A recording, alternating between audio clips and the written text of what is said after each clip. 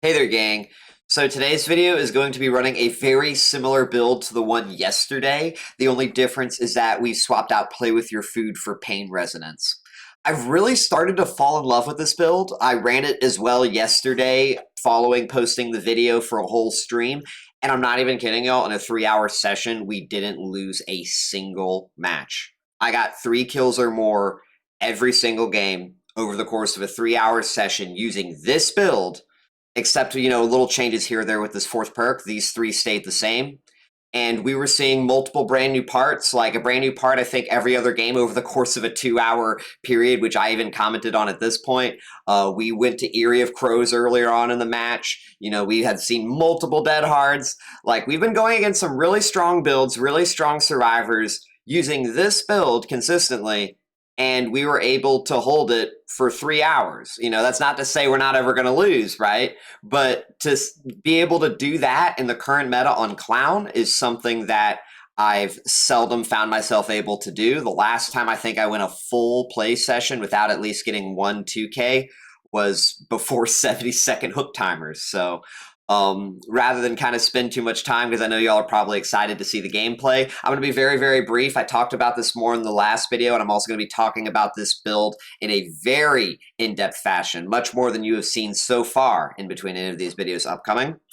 Anyways, starting first, the main crux of this build, the main core, not the crux, is the, Dying Light and Gift of Pain. These 2 perks are going to give you that pressure that Clown otherwise lacks in macro, because yes, while he can't push survivors off of generators because he doesn't have the mobility, you know what he can do with these perks? He can make sure that the free generator repair progress that they're gaining, it's not worth as much. It's going to not be as comparative to your time. Your time becomes more valuable because it's not wasted as much on subpar chases and thus getting all of that free progress against you and then losing those generators, right? I find myself very amazed when you stack Gift of Pain and Dying Light together, how long the mid game can get drawn out. And it's probably the biggest reason as to why I do so well in my matches, is that I have Dying Light and Gift of Pain together. You don't want to tunnel with this build. You want to get Gift of Pain spread across multiple non-obsessions. And then from that point, you want to start focusing on one survivor for 2 health states back to back to both remove Gift of Pain, reapply it, get more hook states until survivors are taken out of the match. And the whole time that you're doing that, you are taking off 8% regression from generators, which means more, since it takes them more time to get that progress due to the regression speed penalty. And with each and every hook, you are not only giving Gift of Pain, as we talked about, but that 3% penalty by 3% with each and every. And it stacks up. At 3 stacks of Dying Light with Gift of Pain, you're looking at a 25% penalty, which is about 2 minutes solo repair gen speeds. That is very slow, and it's game-changing. And the main addition that we've got now is Pain Resonance, which gives you 20% instant regression. That on top of Jolt, on top of that slowdown, this 20% might as well be 25 to 30. It is an incredible amount of slowdown that will surprisingly keep you in your matches that you otherwise think would have been lost. Alrighty.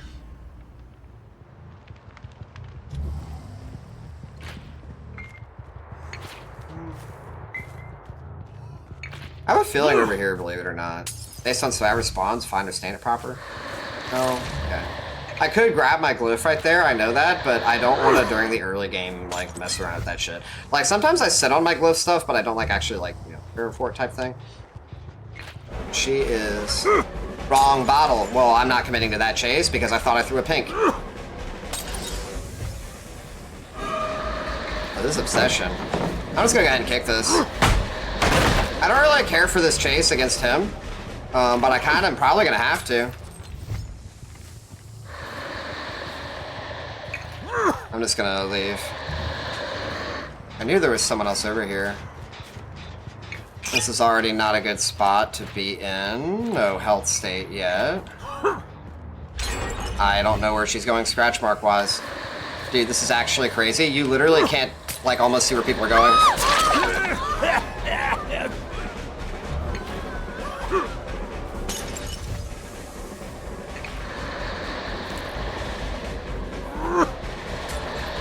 Ain't no way she's somehow able to chain this. Minus 8%, minus 8%. We have to get this pickup and hope that no... There's no way. What is that, background player?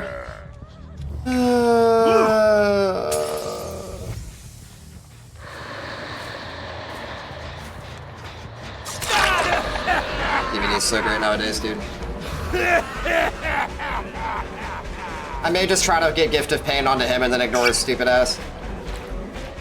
Because we may just have to ignore...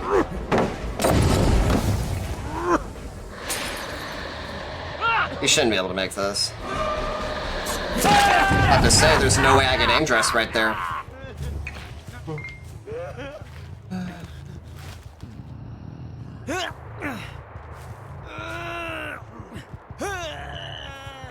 Pain res is really valuable. Never mind.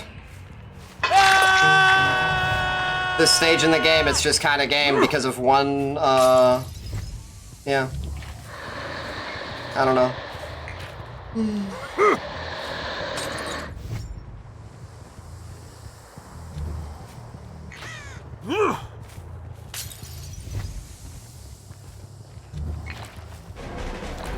Alex over there.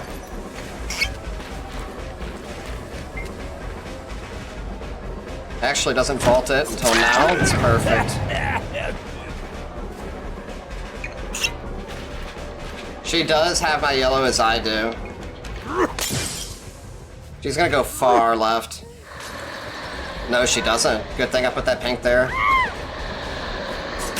Someone's right behind me.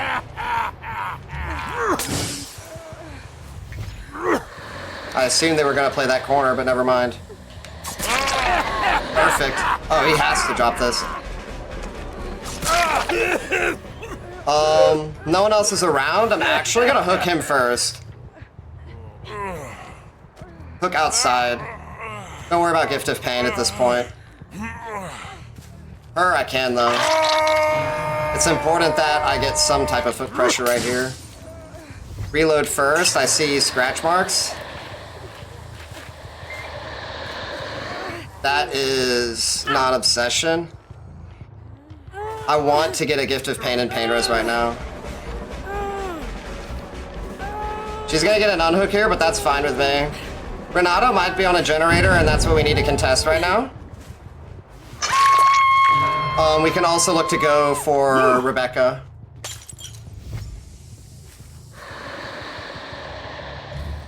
Dude, you actually can't tell where people are going. The scratch marks are genuinely so fucking bad. Like, I thought I saw someone going this way, but you'd figure I see scratch marks. Never mind. You can't take this shit seriously, dude. Redrop. Here we go around.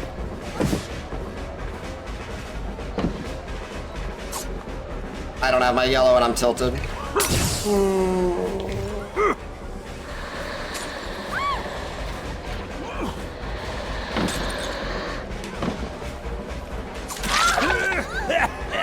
We want to commit to this chase to get one more Pain Res and Gift of Pain.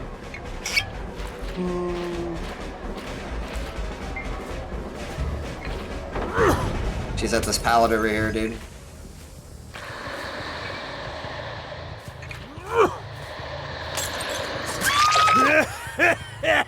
Gift of Pain right here and Pain Res at least. Pretty sure we don't have either of those. Gift of Pain is probably one of the biggest things really helping us right now when it comes to both getting the, that burst. So I think we've got Gift of Pain now on everybody, right? This gen's fully regressed. Oh, wow. It's important we don't...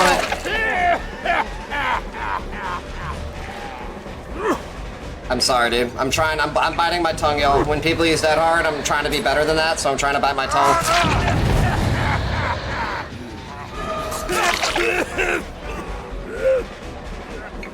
Guarantee you he's got background player, because it's what everybody with that stupid ass perk does.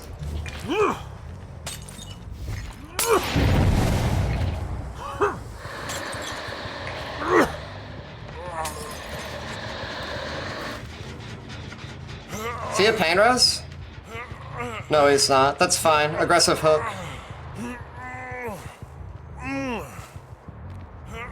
This is still a dying light stack. They healed over here too, I believe. Why Or no? I need to start kicking things. I'm fine with this chase.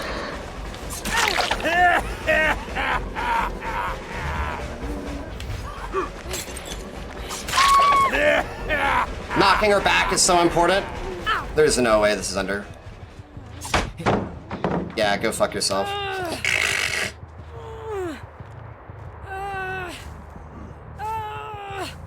Alright, that's another gift of pain, another dying light stack.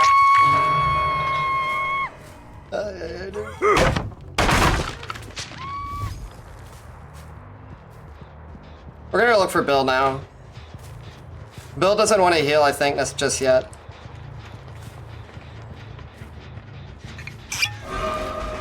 Ah!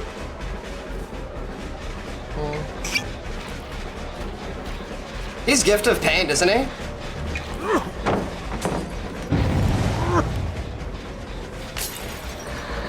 He's gonna hold W.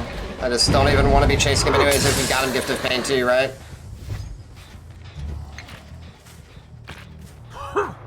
Oh, you see them healing. Remember, he does have third health state. He's on Deathwick too, isn't he? 1, 2, yeah, he's on Deathwick. Right. Dude, you can only use that R 2 times per match. Lovely.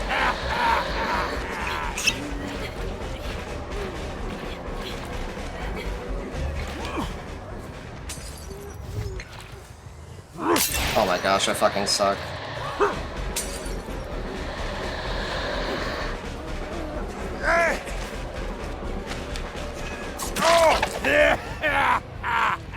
Hook him first. That's a kill. By the way, that's background player. Dying light stack. We just need to go for Kate next. I don't really care about Renato.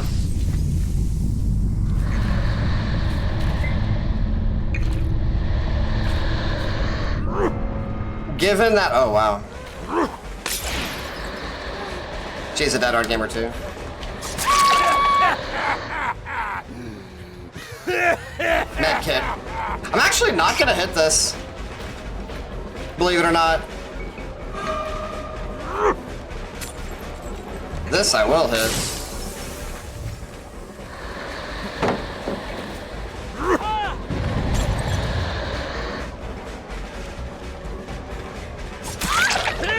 I think at this point we will start taking tags.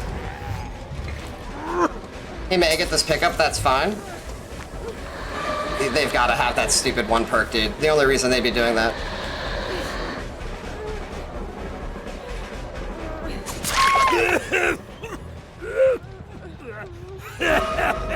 I think at this point they're just done trying to do gens.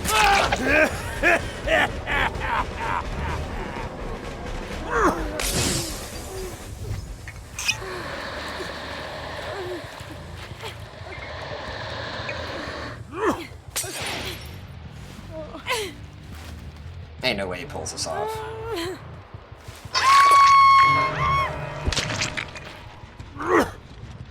Man, I got nervous again this game too, but y'all, I just underestimate the mid-game pressure this build provides. And I mean, I know a lot of the times they're not like on the gens, right? But like, I mean, damn.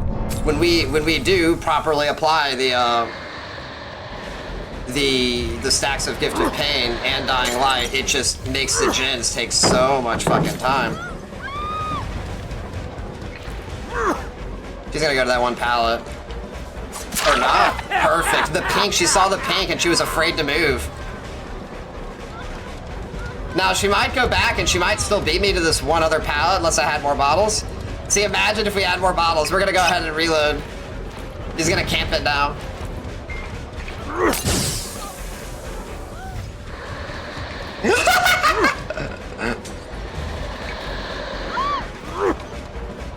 Oh wow, I was actually prepared for you to do the other one. Ooh, a little bit of a cross-up action right over here.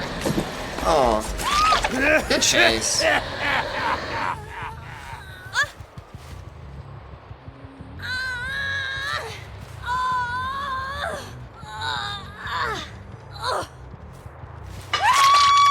always get live when I'm work sad emoji. No, you don't need to do that.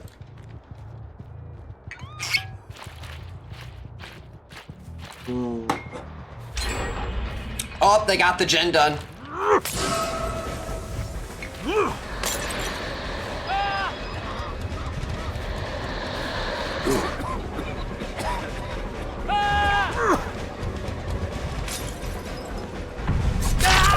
Such a fucking piece of shit, dude. Now it's all the way up there, too.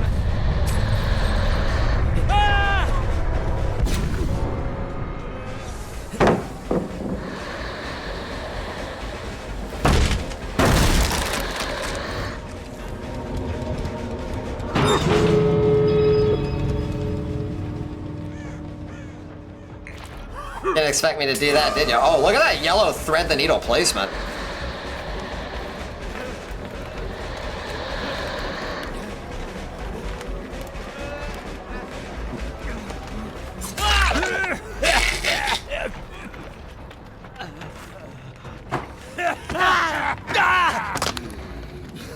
Thank you. Good recovery, I feel like.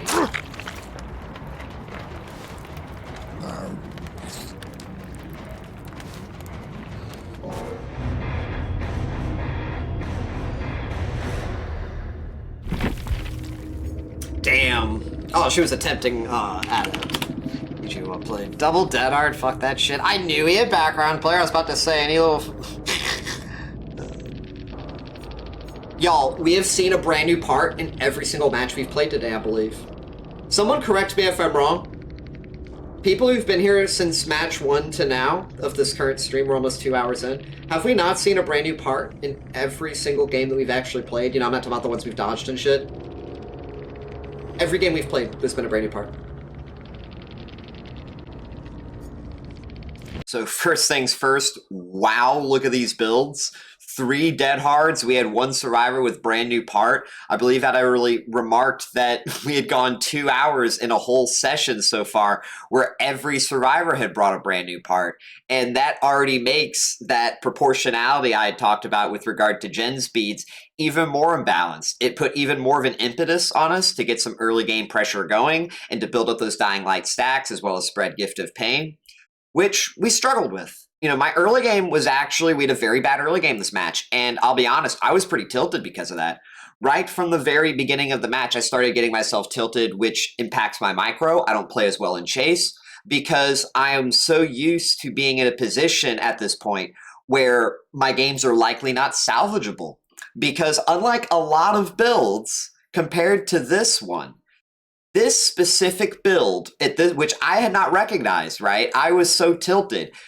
But the mid-game to even late-game pressure, gen speed-wise, that this build provides is unparalleled. I was resigned, but I did not realize that, yes, we actually did have a pretty damn good chance at winning. And I'll admit, a pretty good part of that had to do with the altruism that the survivors were giving us. But I'll even go as far as to say in rebuttal to that I think a lot of that altruism came from the fact that they were gift of pained. They were dying lighted. I think a lot of them saw themselves as getting more value at trying to risk an altruism play while they were gift of pained and while dying light was active, rather than sitting on generators that were just going to get surged, and then they were going to get even more dying light stacks from, you know, their teammate going down, and then they get a chase started onto them, and then they go down, and now they're on an additional stack. They've added more themselves to dying light. Gift of pain was then refreshed, right? Forcing an altruism play, or at least gambling on it, right? You could do that to, as I was meaning to say, force a health state, and thus forcing the killer to remove a gift of pain from you. And that's very beneficial for your team. There was a point, I believe, where Renato was trying to go for the pallet stun, and he also had background player and a flashbang. I had to take a health state from him to push him away from that pallet and enable me to hook Bill, which in turn, even though I didn't get the gift of pain, this was his second hook, it got me another stack of dying light. So we basically had to make that concession and or trade, and that is in a way what I'm getting at when I say that there is value in, instead of sitting on generators when you're slowed down to a crawl, trying to go for that altruism. Now let's actually take it from the beginning and talk about what happened in this match. So, like I said, first things first, we had a very rough early game. I tried to find a non-obsession or really anybody. Didn't find anybody where I thought they would be. Rotated back across the map. Didn't find a non-obsession. Found Renato, except we were low on bottles at that point, trying to get a springboard set up into an early health state. We had to reload. We couldn't even get a tag onto Renato. And then went back and started a chase with the Rebecca. And that would have been a great start for us. We got a pretty decent to quick chase on her. We would have been able to get the Gift of Pain, the Pain Res. We would have gotten our first stack of Dying Light. I was actually feeling fairly confident. I think we had lost one Jhin at that point, but we could have delayed the second. And we could have worked off of that. I could have then looked for the Bill. I could have looked for Kate, right? Because I'm pretty sure they were who was working on that other Jhin. But because of the pallet stun from Renato, who is background player, we lost Rebecca. We were not able to get a hook until after we had lost 2 gens. It didn't matter that what was going to happen next with the Pain Res, right? We were going to get the Pain Res in addition to the Gift of Pain with this setup on Renato, because we're only really knocking off a 3rd generator, which likely doesn't have too much progress to begin with. So I was not too satisfied with that. However, getting that Gift of Pain was still very helpful for us, and it played a very large part because of this build into how we recouped ourselves into the mid-game. You know, again, I was tilted. I really didn't realize the pressure we were looking at right now, because we did put Gift of Pain instead onto Renato. He was our first hook, yes. We don't have Dying Light. This is true. But we then found Kate at a corner tile, which doesn't really give her too much in the way of mobility. We were able to down her in that corner. Bill made the curious play of going for an altruism attempt. He had a flashbang. Except Bill didn't realize that we had heard him earlier. I had, by coincidence, I didn't intend to with that pink in the shack. I thought he was on the other side of shack. He was actually behind me. So when I put that pink there, and after I got that first health state when he was out in the open, he went into shack not knowing the pink was there. He literally didn't realize until it was too late that he should have dropped the pallet because he was going down. That gave us our snowball opportunity. And from there, it wasn't about getting Gift of Pain onto both of them, because due to the hook spread, that was impractical. Due to the time it took me to get that second down, it was likely that the other survivors would be ready to respond to that. There's a good chance that there's some generator progress going, right? We do have Gift of Pain onto Renato, but we don't have it onto Rebecca just yet. We also didn't have it onto Bill either, so he could have during that time got some good progress too. So what I decided to do first is I decided to first hook Bill in front of the shack. This ensures that if another survivor were to attempt to pick up Kate in the process, that I would have a better chance of contesting that, either just with my sheer presence to push them away, or just on the pickup itself, maybe I get a trade off of that pickup. So once we hook Bill outside, I then decide to go take Kate to the Gift of Pain. Real quick before we get to that, had I chosen to hook Bill in the basement, there's a very good chance that Rebecca would have picked up Kate. That is why I hooked Bill out front. But after we hook Bill out front, we pick up Kate.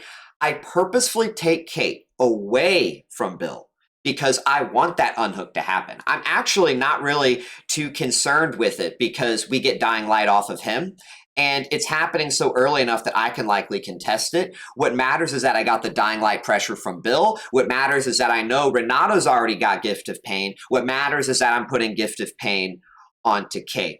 That's going to be 2 survivors with Gift of Pain. And from that point, we also have a hook state onto Bill. Bill's still injured. I could look to pressure Bill when he's getting unhooked. I believe that was what we ended up seeking to do. No, we ended up we chased Rebecca next. This was actually where things get really, really good. We ended up chasing Rebecca because right now, remember, we've got Gift of Pain onto Renato. We've got Gift of Pain onto Kate. Bill got unhooked, I believe, by one of those other survivors. But after we hook Kate, we then find Rebecca, and Rebecca ends up being our next hook. It took us a bit of time, but she's our next Gift of Pain, which means we have it on 3 survivors, everybody but Bill. And I think this is where they start to freak out. This is where, at this point, we have 3 stacks of Dying Light.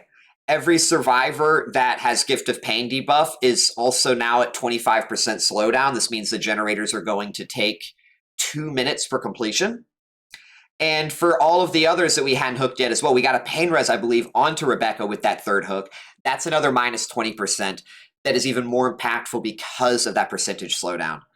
So at this point, it actually becomes almost like I was talking about earlier, it becomes close to considerably, possibly a waste of time sitting on generators because it's just a matter of time till you go down and you're not actually finishing them. So Kate decides to body block for the bill, which possibly would have been the good decision if she was if I did hit her, right? Remember what I said about forcing those body blocks so you could remove Gift of Pain? But that's actually why I didn't hit Kate, if people are wondering. Why did I ignore Kate? Why did I go around Kate? Why did I go to Bill? I didn't know Bill had Dead Hard for one thing, but it didn't matter. But I knew that unless Kate overcommits to trying to pull off some altruism, which is going to be an even bigger net worse penalty on them gen efficiency wise, then as long as I don't hit her, that debuff is there. That debuff does not have a timer. It's only till I hit Kate. So don't hit Kate. Don't lose the debuff. Debuff stacks with Dying Light. Good to go. Focus on Bill. You know, Bill, we still could have pain res, right? I don't think we did, but we still could have. So in the event that I actually did, right, by virtue of doing that, if she then left to go do gens, well, now we're going to get the pain res to remove that by greater efficiency. Instead, what happens is we kill Bill. I don't think we actually got Gift of Pain on him the whole match, but we still kill Bill. We got 3 stacks of Dying Light off of him total, so that's an extra 9% regardless. That's one of the nice things about running Dying Light in this build, is that even if you don't get those Gift of Pains, you do get the lasting pressure from Dying Light. And we then went, and Kate, I believe, was the next person dead on hook. We weren't able to kill her for quite some time, but the slowdown from just everything meant that it didn't matter if we kind of drew things out. It would just take them too long. Rebecca had Gift of Pain. I think we took it off of Renato by this point because Renato wanted to contest the body block. But Rebecca and at one point, yeah, Kate even had it too. They were both slowed down tremendously by both the debuffs, and this meant that they couldn't finish the generators. We then did a long, drawn-out slug game. I believe it was by the point that we had both killed Kate. We then killed Rebecca. It was only until then that Renato barely finished the 4th generator. And the game was basically obviously over at that point. We're playing hatch game, right? So that is kind of just, when I say the strength of this build is just that. The mid to late game slowdown and pressure is definitely beyond something I'm even used to. I won a game that I don't think I would have won had I brought a different build. I want to be very, very clear. Had I brought a different set of perks, even gen perks, even meta perks, I don't know if I would have won this game, especially when you factor in the number of dead hards, when you factor in the number of background players. Those go against your efficiency as a killer, right? Efficiency with regard to the proportionality of chase and hook times versus gen speeds. So yeah, this build is incredible. Like I said, very beginning of the video, we went a full 3-hour session without dropping a match. Now again, that can still very much change. I'm not perfect and I do make mistakes, but if there's one thing this build is damn well good at, it's helping compensate for your mistakes, which is great. We may not get that as killers through base kit, but it's nice to know that there is still a set of perks that we can rely on, even if it costs us our whole build. But other than that, I think that just about wraps everything up. This was a very, very great highlight, this build. I love it. Expect more of this, y'all. We're going to be running this build for a good bit of time, playing around with different perks. I've got a much longer and in-depth, you could even say scientific analytical video on this build coming up. I want to give you guys what you can so you can do well in your matches, and that's what I'll be seeking to do with that. If you're interested in learning how to play Clown better, in case you didn't know, I have a very detailed Clown guide that I'll be sure to link in the description. And lastly, I stream live on Twitch during the weekdays, typically Monday, Tuesday, Thursday, and Friday. I'll have a link to my stream in the description as well. And lastly, if you really like this video as well as this type of content, I really would appreciate it if you liked and subscribed. When you do that, it actually helps me out a lot in the algorithm, the YouTube algorithm, the way it matches people with videos and to check things out. It's based off of that. So it also will let you know whenever I post new videos. I post new videos typically, like I said, 4 to 5 times a week. So other than that, I hope you all enjoyed this video and I'll see y'all next time. Later, gang.